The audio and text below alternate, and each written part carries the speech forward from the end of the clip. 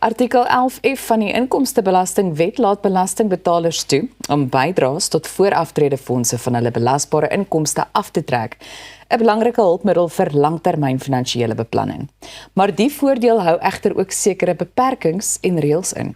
Die gesertifiseerde finansiële beplanner van Everest Advisory Services, Elizay Coetzee, gesels nou met ons oor hoe artikel 11F werk en hoe om dit reg te benut. Ek is so bly jy is weer terug. Lekker om hier te wees, dankie. Goed, Elizay, wat is artikel 11F en hoekom hoor ons skielik so baie daarvan? Dit is, of nee, wat is dit? Jy weet, waar begin ons? Okay, so op die einde van die dag is dit 'n tipe van 'n taktiek wat jy kan gebruik om jou inkomstebelasting te verminder. Ja. In plain eenvoudige taal, dis dit. Ja. En wie kwalifiseer almal vir artikel 11F? Weet jy, as jy inkomstebelasting betaal, enigiets tussen 18 en 45% kan jy definitief daai belasting voordeel dan nou benut. Enigiets, as jy nou nie inkomstebelasting betaal nie, dan help daai absoluut glad nie, dis Grieks vir jou. Jy gaan nie daarby baat nie, ja. So hoeveel mag ek dan volgens artikel 11F van my belasting aftrek? So, daar is sekere reëls van toepassing. Jy kyk op 27,5% van jou belasbare inkomste of 'n maksimum van R350,000, die mindere daarvan. So, jy weet, SARS gee vir jou 'n toegewing, maar dis nie onbeperk nie. So, jy moet net kyk dat jy by daai reële hou en jou finansiële beplanner is baie goed equipped om dit vir jou uit te werk. Okay, maar nou wil ek ons met vir 'n oomblik stil staan, want jy moet nou vir ons mooi verduidelik. Wat gebeur prakties met my belasting wanneer ek dit wel gebruik? Jy skuif basies die belasting van SARS se sak af en jy sit dit vir jou toekomstige self in 'n belegging. So jy kan daai belegging dan nou op 'n latere stadium jy weet vir jouself 'n inkomste genereer daaruit. Dit is nou spesiaal aftreeanniteite of aftreefondse wat hier gepaard gaan, ja. En geld artikel 11F net vir pensioenfondse of ook vir ander aftreeprodukte? Eintlik vir ander aftreeprodukte ook. So dis aftreeanniteite wat in jou eie hoedanigheid is en dan pensioen- en voorsorgfondse wat natuurlik deur jou werkgewer normaalweg is, ja. Wat is die grootste misverstand wat in hierdie verband bestaan? Begin later, ek kan nie nou nie, ons sal altyd raak later kinders kry, huis koop, allerlei ander dingetjies. Jy verloor elke jaar daai belastingvergunning, as jy dit so kan sê.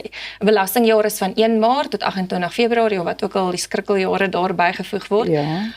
Op die einde van die dag, as daai 28 Februarie verby is, dan verloor jy daai jaar se vergunning. En jy het dalk net 'n 30 jaar of 'n 35 jaar of dalk 'n 10 jaar oor vir aftrede of dalk korter. Maak gebruik van daai belastingvoordeel, 100%. En ek dink mense stel gewoonlik so 'n bietjie te veel uit, jy weet. Ja, natuurlik. Want hulle dink môre is nog 'n dag. Ja, so jou belasting aspek in jou belegging self, wanneer jy kyk na hierdie belastingvoordeel, Ja. jy dra nou by tot 'n aftreeanniteit of pensioensfonds of wat ook al, jy kry dalk die belastingvoordeel, maar in daardie belegging groei jou fondswaarde ook belastingvry. So of jy nou R1 ingesit het en hy groei dalk na R100 toe, jy sou normaalweg in 'n effektebeurs belegging of 'n ander tipe belegging, afhangend wat jy bygedra het, belasting betaal op die opbrengs.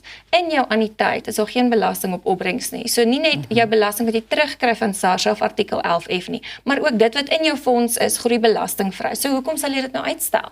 So kan ons dan nou met ander woorde artikel 11F gebruik om my belastingrekening byvoorbeeld vinnig te verlaag dan nou in die proses? Ja, 100%. Onthou, dis belastingbeplanning, dis nie belastingontduiking nie. Ja. So dis eintlik net 'n goeie taktiek om te oorweeg, om seker te maak jy benut die beste raad. Wie wil nou meer belasting betaal as jy minder kan betaal en jouself vergoed op die einde van die dag? Want jy skuif letterlik die geld van SARS se sak af na jou toekomstige self.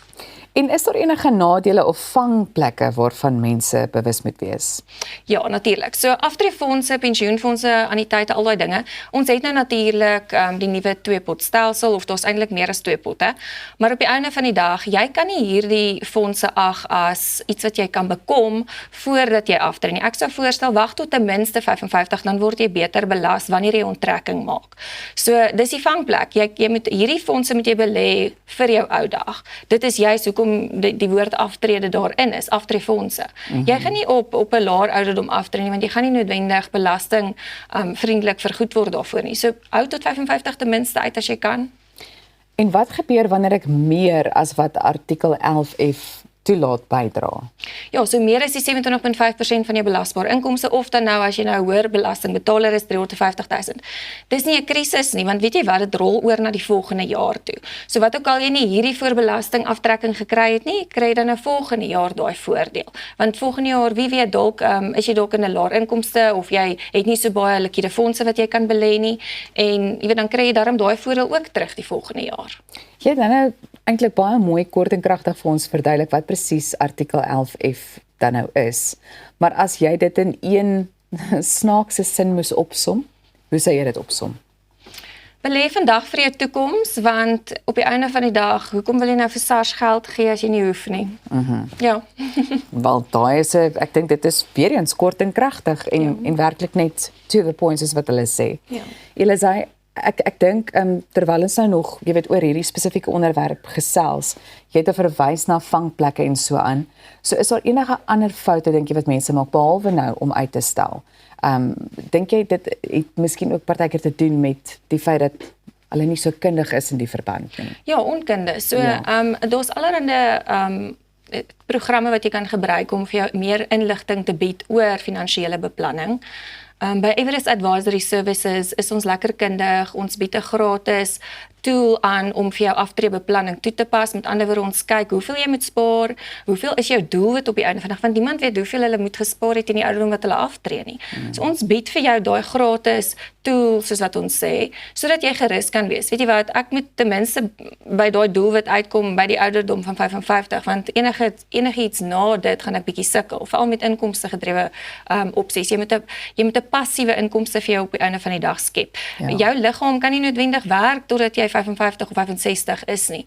So begin jou finansiële beplanning plan met 'n Everest Advisory Services adviseur, sodat ons vir jou daai plannetjie kan saamstel. Dis iets wat jy kan huis toe neem en lekker oor gaan dink. Jy hoef nie noodwendig met die advies te gaan nie, maar daarmee het jy 'n plan van aksie. Ja, en ek dink nog iets om uit te sonder is die feit dat jy nie net raad gee in die verband nie, maar ek bedoel, mense kan julle kom raadpleeg oor enige iets wat finansiële beplanning betref. 100%.